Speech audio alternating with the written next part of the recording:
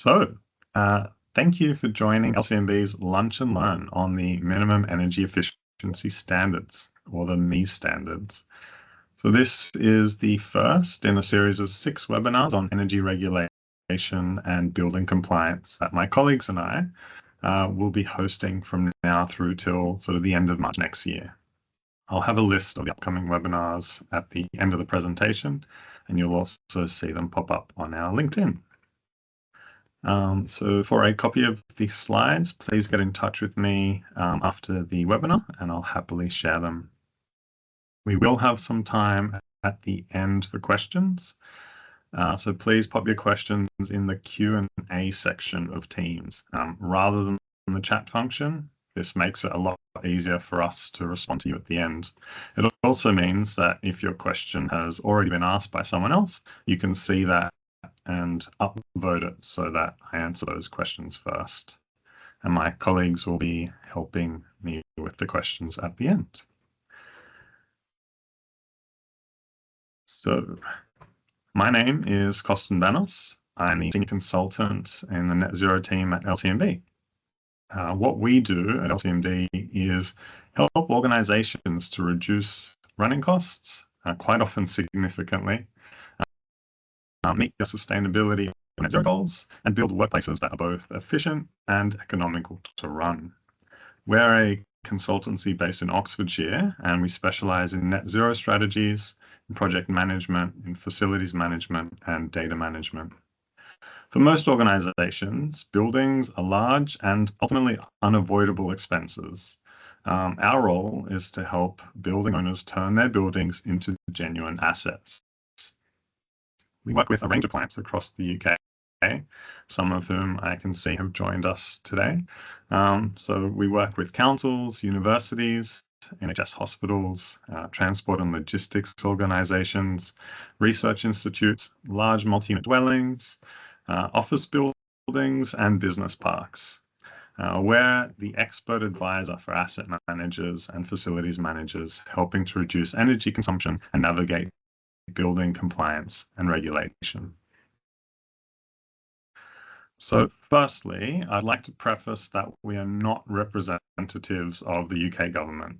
So all information presented today is based on our reading and our interpretation of communications from the Department for Energy Security and Net Zero, or DESNZ, as well as other departments in the UK government. So before we deep dive into what the minimum energy efficiency standards are, I'll provide a brief context. The energy performance of buildings regime was introduced almost 20 years ago now and legislated through the Energy Performance of Buildings Regulations 2012, specific to England and Wales. The regulations require that energy performance certificates, or EPCs as they're commonly known, are produced for certain domestic dwellings and non-domestic dwellings. Non-domestic will be our focus for today.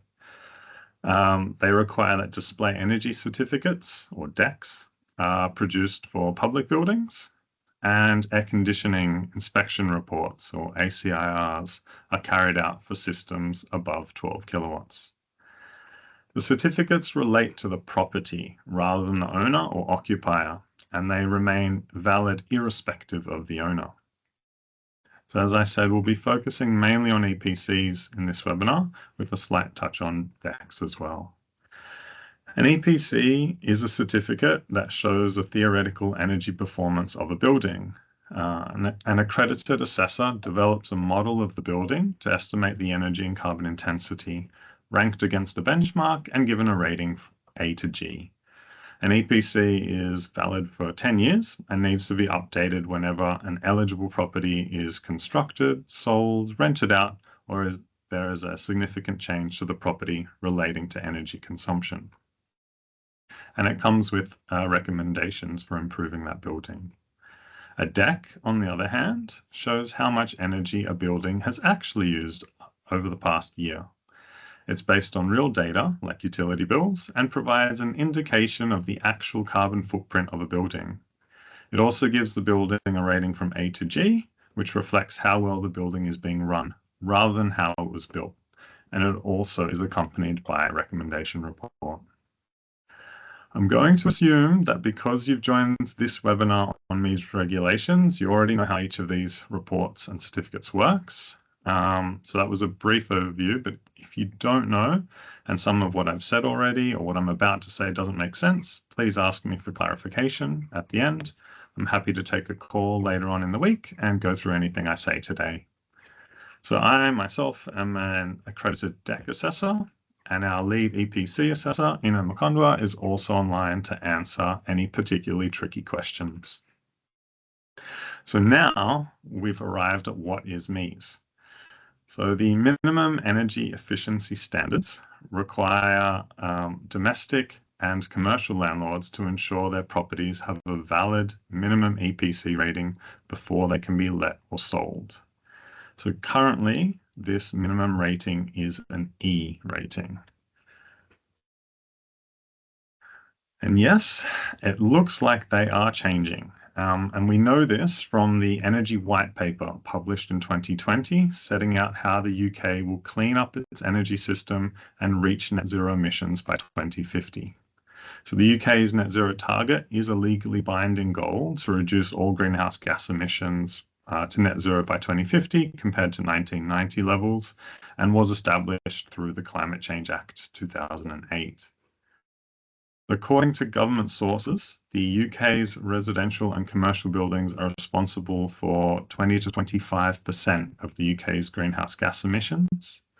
And so these certificates that we've spoken about and the MEES regulations are a mechanism that the government has to monitor and reduce emissions relating to the built environment. The biggest change, at least in my opinion, is the raising of the proposed minimum energy efficiency standards. So for all non-domestic buildings which require an EPC, the minimum rating is increasing from an E to a B with an interim target of C. So looking at what's publicly and officially proposed as of, I guess, this month and yesterday when I was researching to make sure I was accurate, is that if we turn our attention to 2027, you'll see that the official interim target in the government's proposals is a raising of minimum EPC from an E to a C, and that's by the 1st of April 2027 for commercial buildings. However, and some of you would have heard this already, the 2028 date is known. The date appears in the DESNE's response to a property mark, professional trade body for real estate agents, in response. But this is not yet confirmed in the legislation or in government regulation, but it is what the market is expecting now. And then the final step in this process is the raising of the EPC to B by the 1st of April 2030. And that remains the full target. However, based on the Climate Change Committee report in 2024, it's likely that the next announcement, which was supposed to happen this year, possibly next month, is what I'm hearing. But this will revise the target deadline to be after 2030. But it will be before 2035 so that it remains close to the recommendations in the Climate Change Committee's 7th carbon budget. So sources from 2021 estimate that about 30% of commercial building stock is currently below a C, and about 85% are below an EPC B. So this means that there will be a significant investment required across the country to ensure compliance with this change. So in addition to these increases to the minimum EPC, there are a number of other proposed changes. These are all available to read in the consultation on the reforms to the energy performance of buildings regime, which was live from 2024 December to the end of February 2025, and that's available online. But to summarize the proposed reforms, and they are proposed, at present, an EPC is valid for 10 years. However, a valid EPC is currently only required at the point of build, sale, or grant of a lease in the rented sectors. So, therefore, many EPCs do not actually need to be renewed when their validity period ends, depending on the lease arrangements. So the government is looking to reduce the validity period of EPCs so that certificates are updated more frequently. For example, the Scottish Government recently confirmed that EPCs for both domestic and non-domestic buildings will now be valid for just 5 years instead of 10. So we may well follow suit. The government are also consulting on whether a building will require a valid EPC throughout the tenancy, not just at the point of a new tenancy or sale. And short-term lets, in regards to short-term lets, there's a tightening up of the requirement for valid EPCs, ensuring a valid EPC at the point of let. In terms of heritage and historic buildings, there is a proposal to remove the exemption for landlords from obtaining an EPC for buildings officially protected as part of a designated environment or with architectural or historical merit. This means that they will require EPCs, but with tailored recommendations which account for the complexity associated with heritage buildings. The proposal suggests that it will retain exemptions where interventions would damage the character or the cost of the interventions is prohibitive. In terms of decks, they're also looking to reduce the validity periods of some decks and recommendation reports, so they're more frequently updated, and possibly tightening up the display and the reporting requirements around decks on public buildings. So for both EPCs and decks, there is an intention to have greater compliance and enforcement, as there is potentially a significant number of buildings which are non-compliant, according to recent spot checks by the government. There is also a proposal to increase the penalty charges for breaching the regulations. The increases may be 63 or even up to 100% increase, depending on the outcome of the consultation. So for a non-domestic EPC breach, this could mean an increase from a maximum of £5,000 to £10,000 for a building. So how to prepare? Well, to move from an E up to a C or a B, many buildings will need upgrades in heating infrastructure, insulation, glazing, airtightness, just to name a few. These interventions will reduce energy demand, which lowers carbon emissions, which is directly helping to meet the government's legislated targets. The question then becomes, how do you get your building to meet the new EPC requirements at the lowest cost, with the least disruption to occupiers, and maximizing your return on investment? And that's where we can help. So the first step we suggest is to check if your building requires an EPC or deck in the first place, or if it's eligible for an exemption. This is especially important for heritage buildings in light of the proposed changes. You can find a list of building types that currently don't require an EPC online, and others may fall into the category of being exempt from the tighter MEES regulations, even if they currently have an EPC or have to have an EPC. I won't go through that list now. In terms of a second step, I'd say as an organization, you have an obligation to take the proposed regulation changes seriously. I'd recommend including reference to the changes in a risk register. This means that as an organization, you understand the financial, reputational, and commercial risk associated with these changes. The penalty charges may be significant for some, but for those where they're not really, it's important to look at what competitors are doing. Already, the leading organizations are making implementations and implementing their actions to improve their buildings. I've noticed, as I said, a few of our clients on this webinar, which is great, and a lot of them already fall into this category. We've been able to discuss with them the risks associated with not acting and the rewards of investing in an efficient building early. The third suggestion would be to get a new EPC rating. In some cases, commissioning a new EPC to replace EPCs generated before 2022, when the calculation methodology changed, can lead to an improved rating without the need for capital expenditure. And the third is to map out the cost of improving your building stock to meet the proposed regulatory targets. I feel it's crucial that as an organization's head of finance understands the potential impact of this regulation and what it will have on capital budgets over the next 5 to 10 years. So addressing the MEES regulations will have an impact on CapEx, but it will also lead to reductions in OpEx, with some interventions we see having payback periods of even 3 to 5 years. So how we've helped our clients in the past and what we can do is, we do EPCs, we do decks, but to get real value out of the legislated requirements and ensure your building is a genuine asset, we offer the option to dive deeper.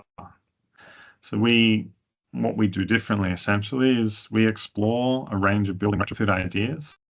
We look at the latest in building optimization technologies and innovation and assess what is best for each building with our third-party impartiality.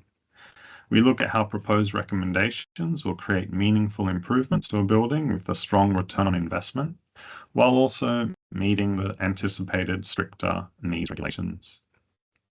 We cost recommendations by market testing and looking at case studies to help with budgeting for required capital works. And we support asset managers, facilities managers, and finance managers to navigate the risks and complexities with upgrading buildings by planning, designing, and procuring recommendations so that they are implemented. And to close the loop, we use our own IQ Hub software to measure and verify the impact of recommendations. And this last step, I feel, provides transparency and accountability for our clients and emphasizes the importance of accurately planning recommendations and revising expectations at each stage of the journey. So it may sound cliche, but we want to see the certifications as the starting point in a positive feedback loop, ultimately leading to efficient and economical buildings. Too often we see buildings stuck in the purple or the yellow segment, not even being considered for measurement and verification. And so what next? Act now. Don't leave it till it's too late. The tightening of MEES regulations are just around the corner, and you don't want your buildings left behind and at risk of non-compliance. As the deadline approaches, competition for labour and resources will likely increase costs and reduce choice, potentially delaying the ability to comply with the new regulations, which may lead to an inability to lease properties. So let's talk about how we can help you stay compliant, cut costs, and future-proof your buildings.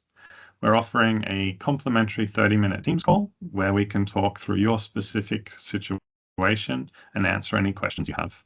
But you'll need to get in touch with me by Friday the 3rd next week for this offer, as there's a limited number of spots.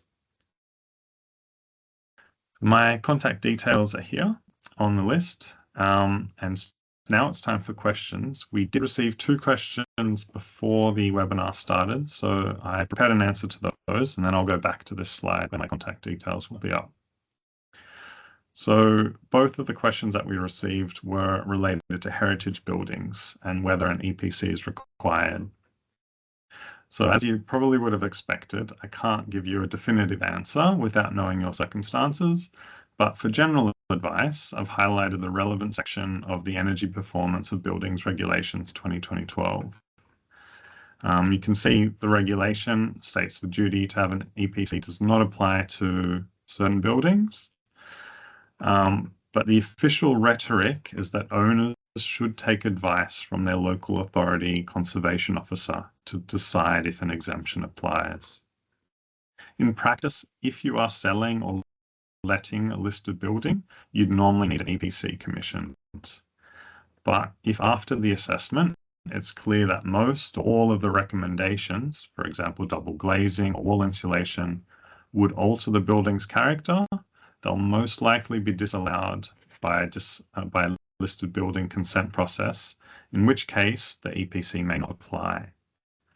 But based on what we've learnt today, it seems likely that it will be hard for buildings to be exempt from having an EPC done in the first place.